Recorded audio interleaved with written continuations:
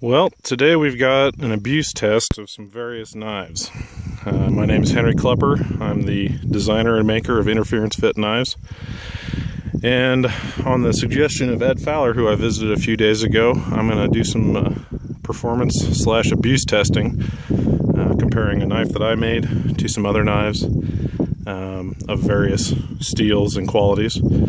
So what we've got here is a Kershaw Camp 10. Pretty much a chopping knife for brush and wood chopping, things like that. I've got a custom Damascus here, unknown maker, unknown hardness, unknown steel. So this is really a kind of a mystery, and we're just going to find out what it does. Got another one here by a custom maker that's a 1095, unknown hardness, but it should be, I expect, high 50s to low 60s. Once I get back to Lincoln, Nebraska, I'll be putting it on a Rockwell tester to check it and see how hard it comes out, and that'll give me some more insight to the test I'm about to do. Got here a Glock model 78. This is a 55 Rockwell 1055 steel. Pretty tough, pretty abuse resistant.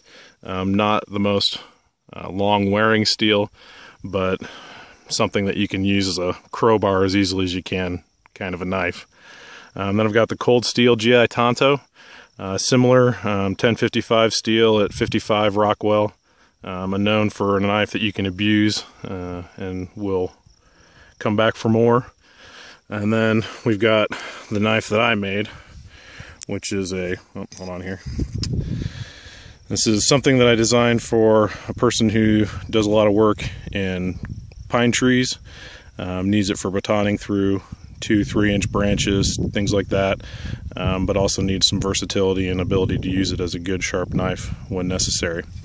You can see very narrow grind angles. This is CPM 3V, so I'm relying on the toughness of this steel to make up for what is essentially about a 4.5 degree bevel per side for the primary grind, and then the actual sharpened edge is about 10 to 15 degrees per side. So very, very narrow knife.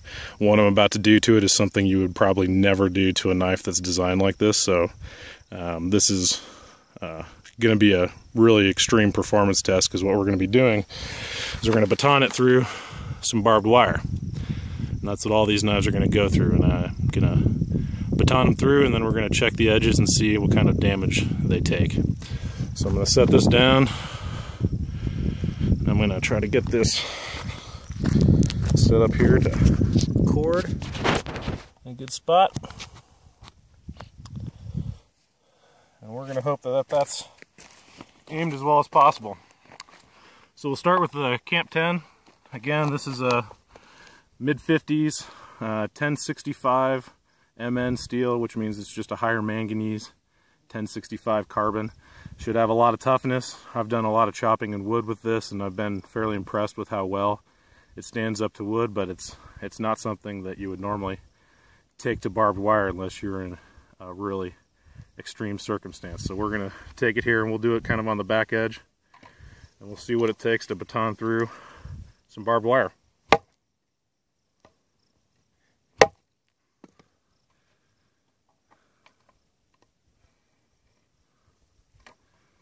It didn't quite cut it through there. It notched it really good, but the wire actually bent. We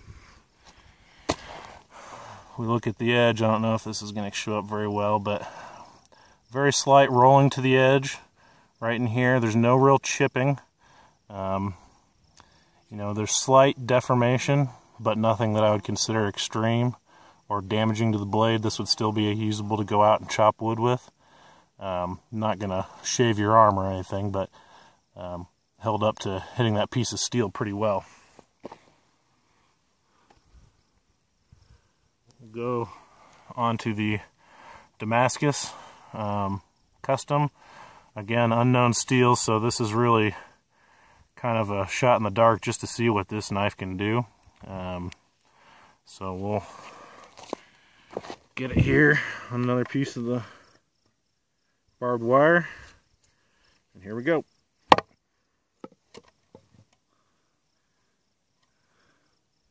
Yeah, Take a look at that. Now that is edge damage. So this knife is either extremely soft or just not very hard, not very heat treated very high. I'll know more once I get back to Lincoln and I get a chance to test this blade for hardness. But you can see that notched that out really bad. So let's go to the next one. Here we've got the 1095 Custom, made by a maker here in Cody, Wyoming. Works at a place called Wyoming Armory. Works there with a master smith, although the guy that made this was not the master smith that works at Wyoming Armory. This seems like a fairly nice little knife. I was pleased at the price for what it was and used, so we're going to see how 1095 holds up to batoning through a piece of barbed wire.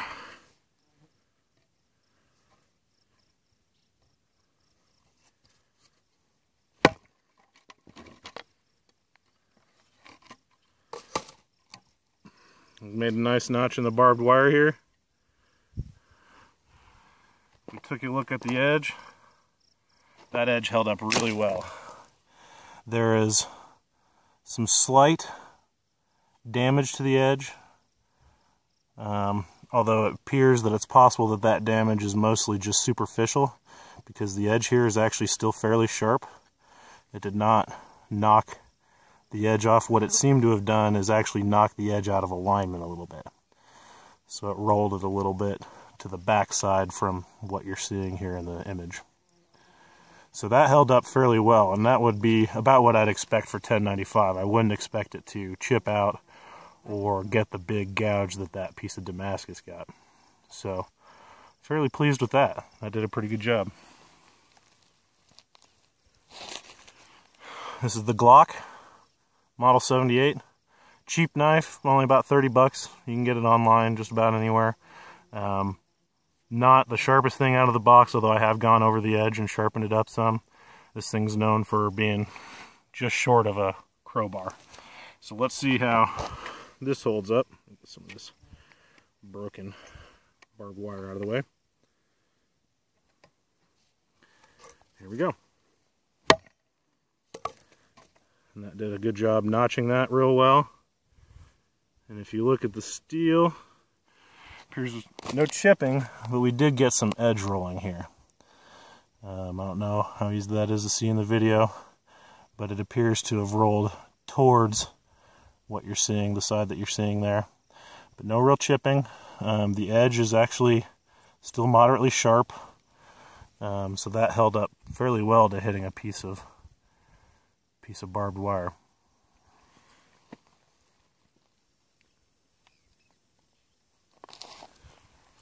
Next is the Cold Steel GI Tonto. You can see I paid 29 bucks for this. Another relatively cheap knife, but again, known for being tough.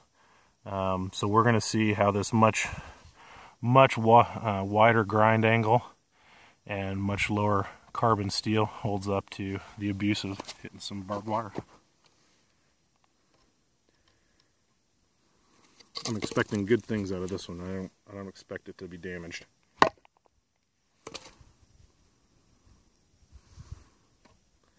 Alright, you can see it notched that good. And again, much like the Glock, you can see some slight edge rolling. It did not chip out. It did not massively deform the edge. You could still probably cut rope with that in that area. If you had that along the whole edge, it would still be capable of, you know, coarse tasks. You wouldn't want to gut a deer with it or anything like that, but you can see it did hold up fairly well to that batoning in the barbed wire.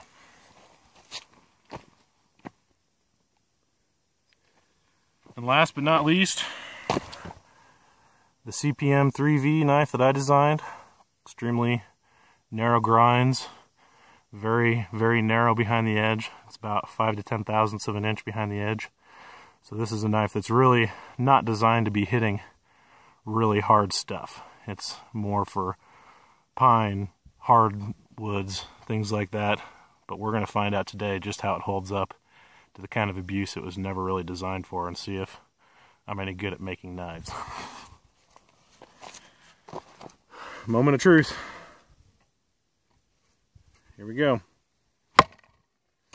Now notice, of all the knives, that was the only one that cut the barbed wire clean through. Made it all the way through. In fact, I'll unwind it here so you can see what the end of the barbed wire looks like. It's actually a shiny cut in the barbed wire. It's so clean of a cut. It almost looks polished. Now the moment of truth, let's see how the blade held up. You can see some very, very minor chipping on the edge. It's actually only in one spot really, basically right here. The other part is just rolled the tiniest bit. But the real telling thing is that this was the only one that made it through the barbed wire. And in addition to being the only one that made it through, it's the only one that's not designed to be abused. Like chopping through barbed wire does to a knife. So that kind of tells me at 60 Rockwell, 3V, even in very thin grinds, can handle abuse that you'd never normally put it to. And so I think in the future, if I were to build something a little more toughness oriented, a little more tactical or heavy abuse, I think a little wider grind angles, maybe from 4.5 go up to like a 6-degree bevel on the primary, and then for the edge, slightly thicker behind the edge with a slightly wider edge grind would provide the strength that it needs to make it through that and then not have the very minor chip that it has in the back here. So I'm pleased. For a knife that was not designed to do that kind of work, to be the only one to make it through the barbed wire, and you saw it stuck in the wood. I mean, it had no problem. Really doing some good work there. Thanks for watching. Hopefully you learned a little something about what a really high grind can do in a good 3V knife, and how it compares to some of the medium and low carbon steels. And I'll be doing more tests like this through the future. I'll be doing breakage tests on these knives that I picked up, and I'll also be comparing future knives to show their performance. Thanks for watching.